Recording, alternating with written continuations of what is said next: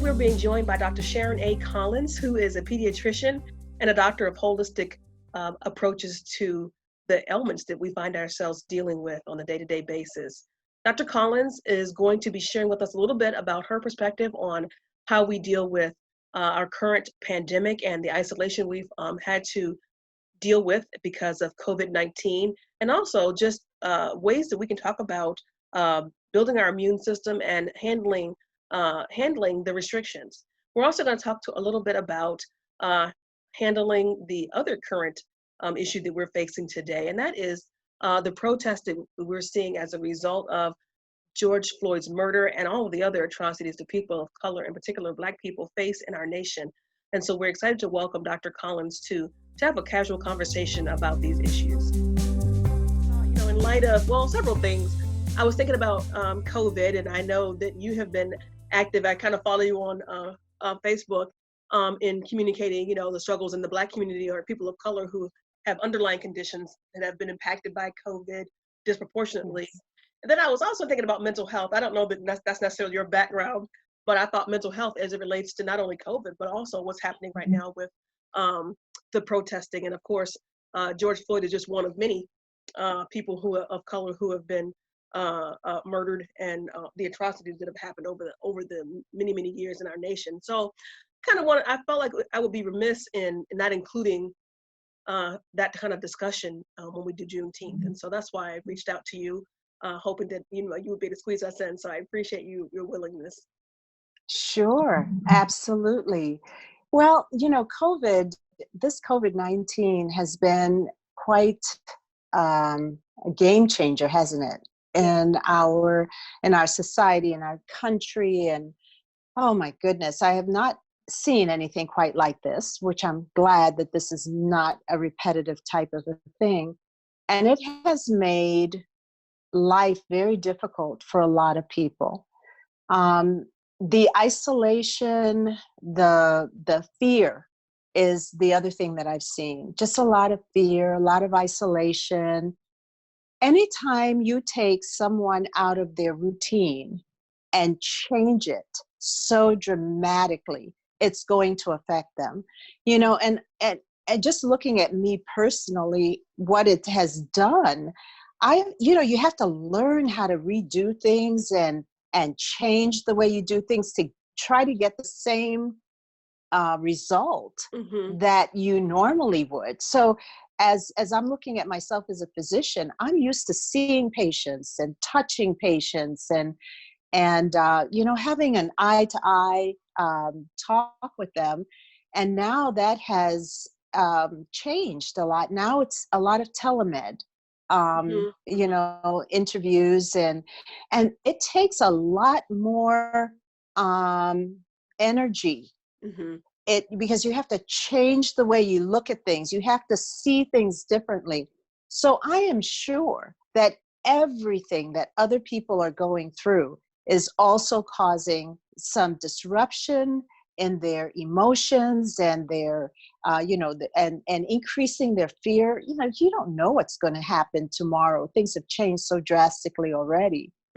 So I think we do need to take that into consideration with all of this. And, you said I'm not involved with mental health, but a lot of what I do is mentally derived. Like they come to me because they are not feeling good. They're depressed, they're anxious, they're angry, they're confused.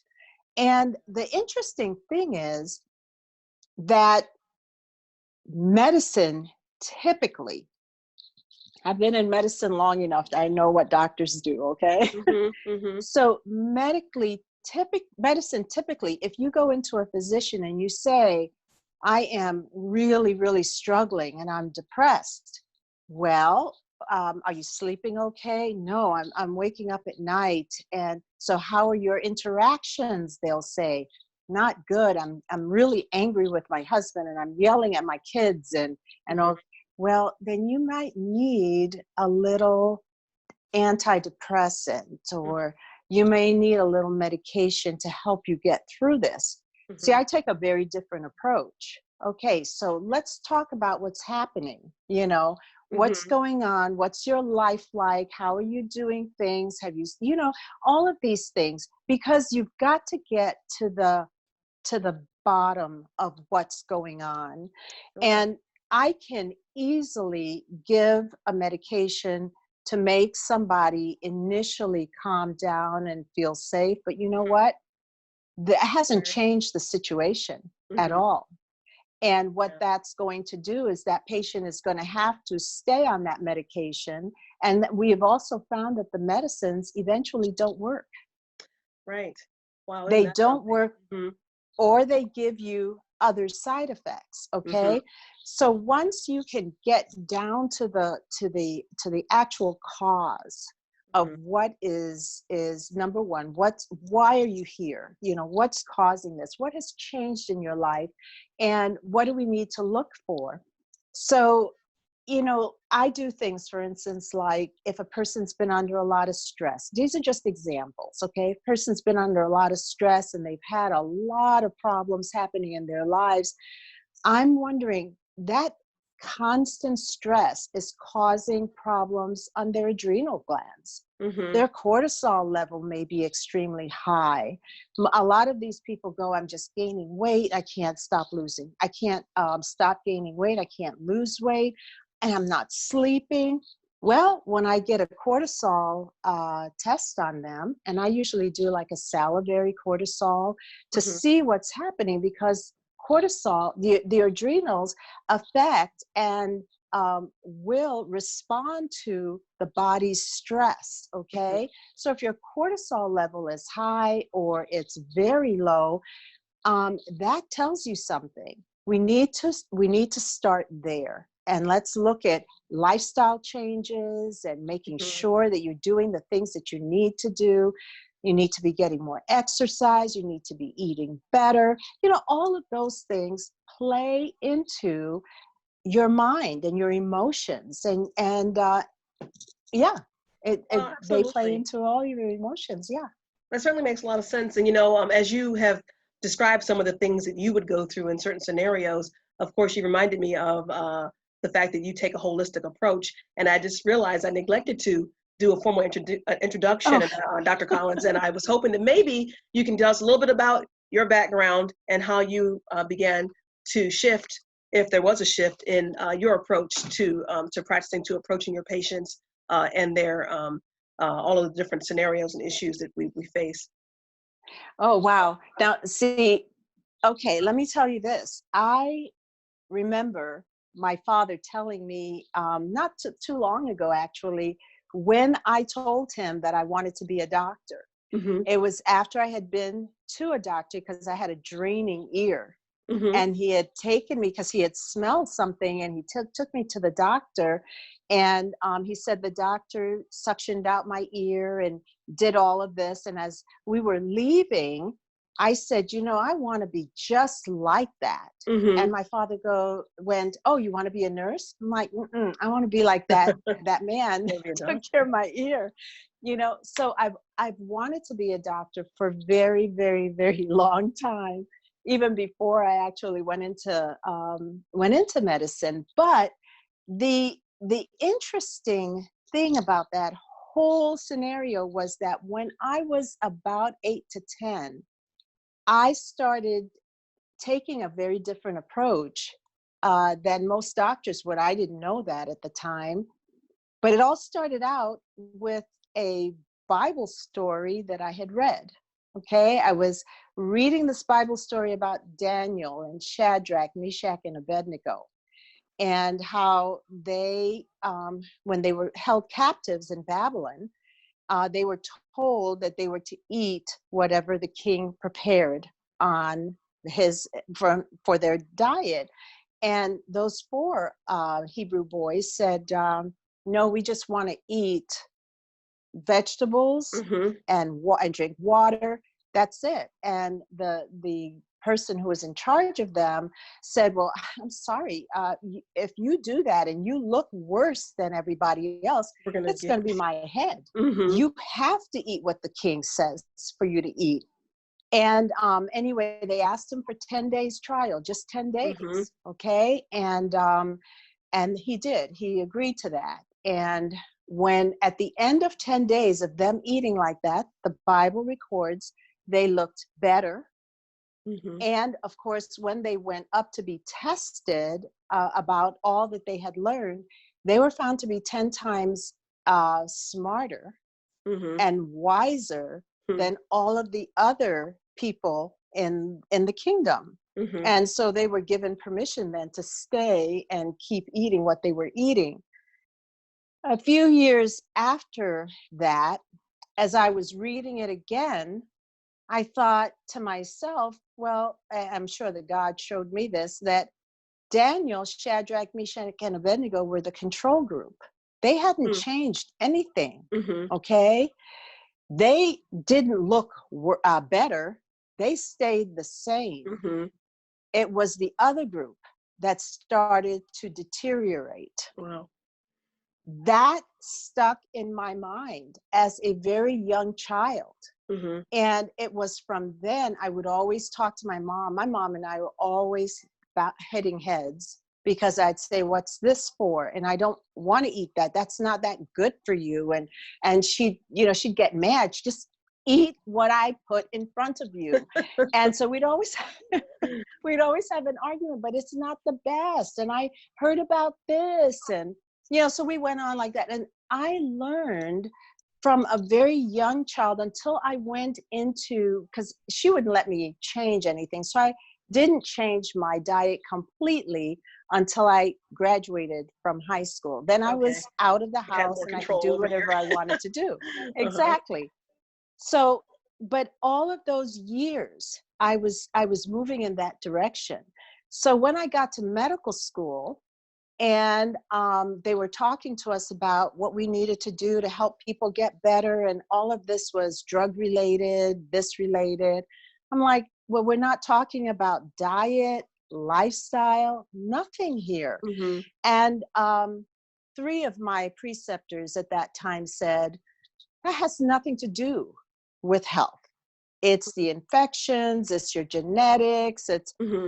Well, I had already had almost 20 years of something totally different than that.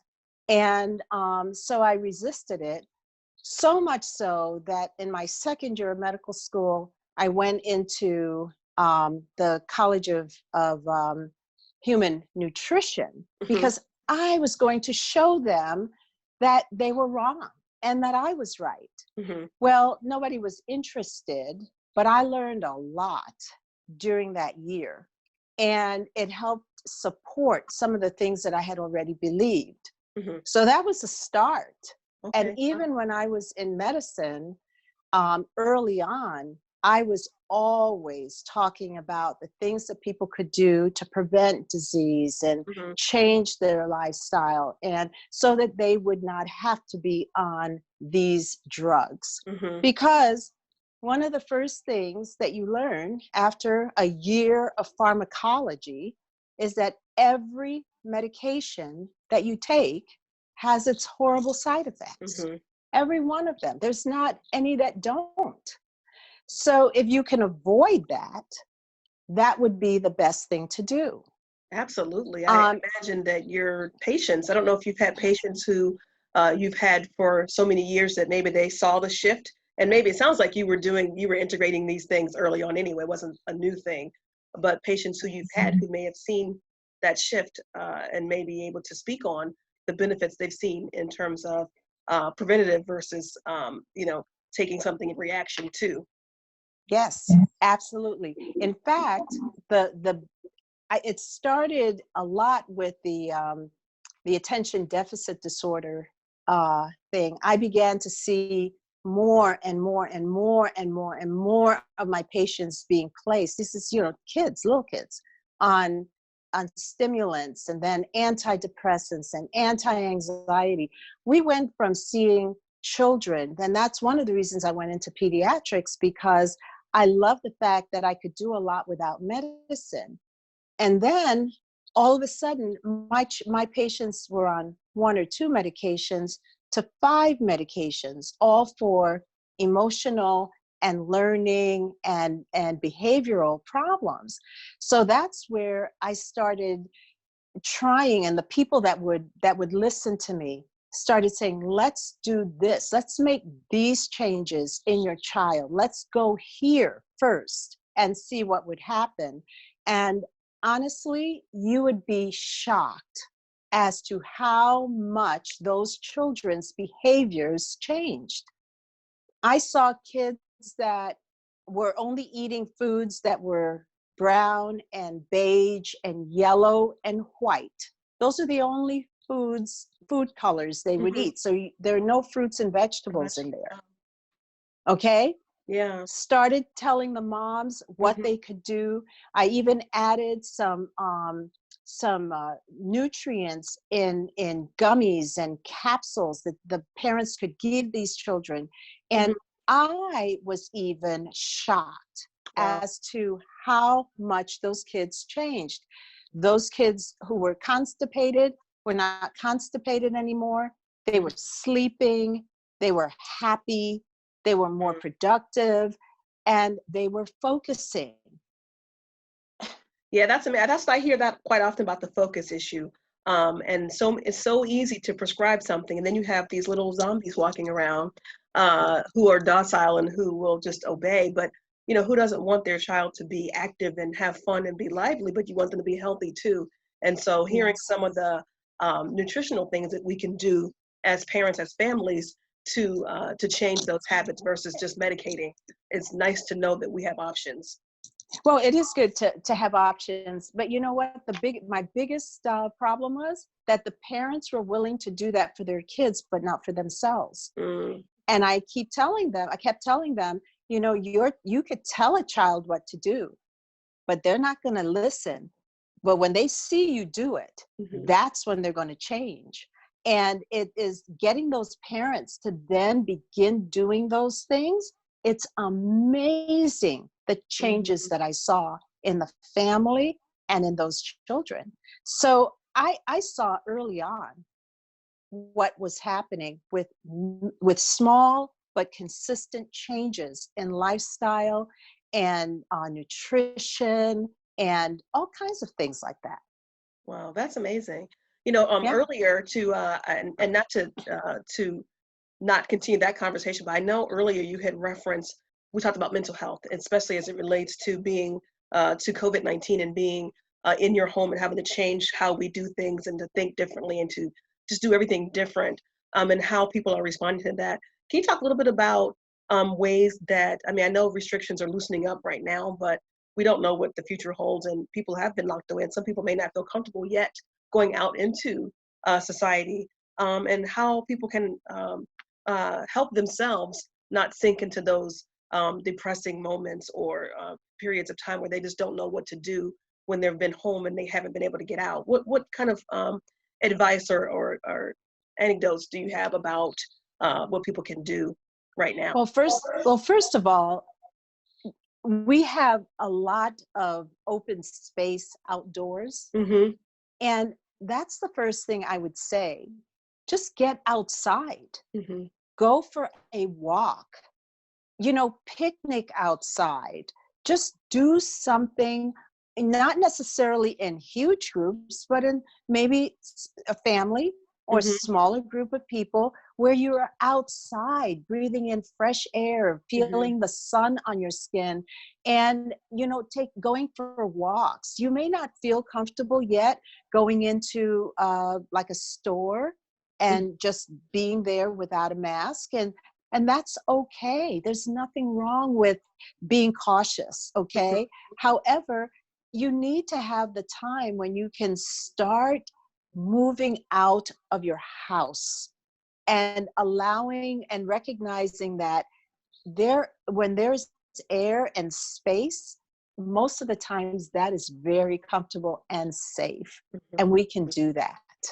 Yeah, absolutely. I found it, I'm probably someone who doesn't go out a lot, but because we have children, that kind of almost forces you to get out. We did a lot of sidewalk chalk and going to the park and going, for walks and things like that. But I have friends who are single and don't have children and don't have a spouse or significant other, and have found themselves to be kind of drowning in a way in the solitude. And I think encouraging them to get out and do some things has been challenging because they want someone to do it with. They want a buddy, but there are things you can do on your own as well.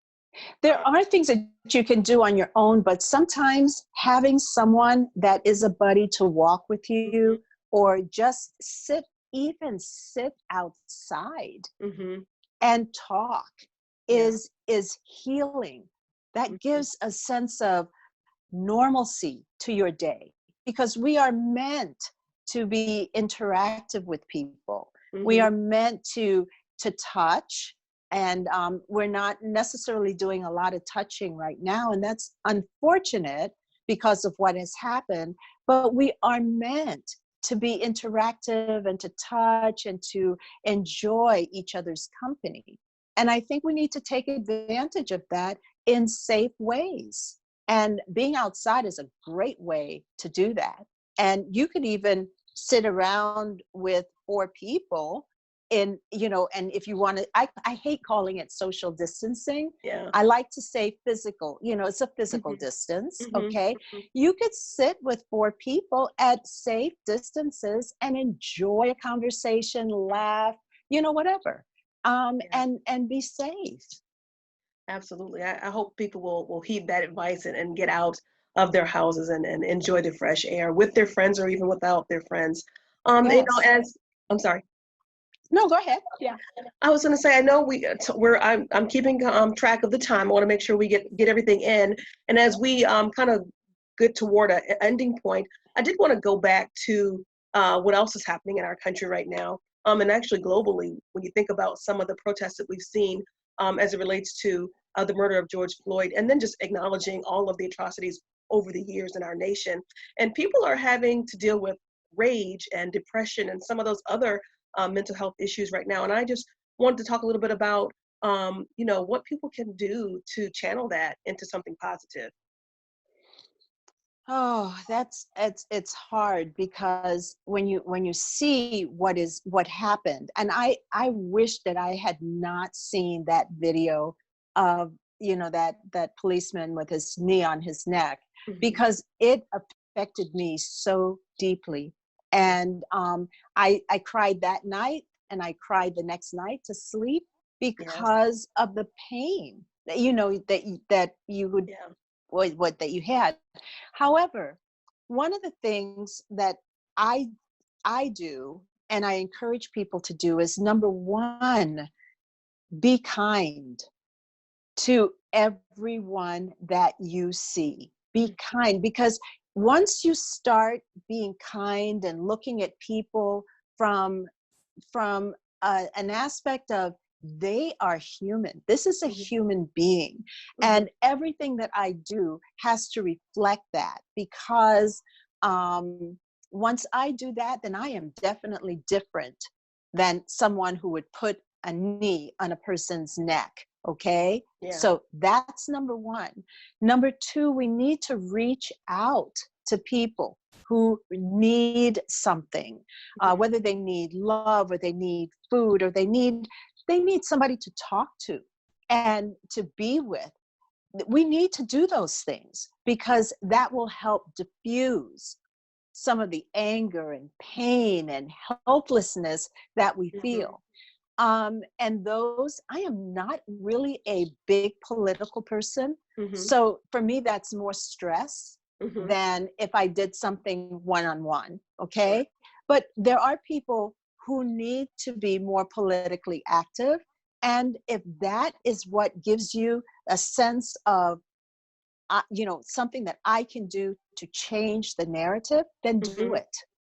Do it. But always remember, no matter what, everybody that we meet, even the people that aren't so nice, you know what? They are human too. And I don't have to degrade myself to their level to show them something. I can be kind, and I can look at someone and see the value of that person, no matter what, and use that to make myself feel better. Absolutely. Well, I appreciate all of the feedback that you've provided, all of the professional advice and experiences that you've been able to impart. I will say that I'm sure that when folks see this interview and see and hear you talk about these things that you have imparted to your patients, people will want to know, are you taking new clients? Are you still practicing all these things? So I want to make sure people are able to, if they want to ask questions, and maybe we'll be able to field some of those after the fact. But talk a little bit about what you're doing currently and what the future might look like. So I am seeing patients. Again, everybody that sees me, I encourage them to have a primary care physician, Mm-hmm. because I am doing things coming from a very different aspect. And there are people who absolutely, in fact, everybody needs to have a primary care physician in order to help them in case of an acute emergency, or, just regular, physical health problems. Okay.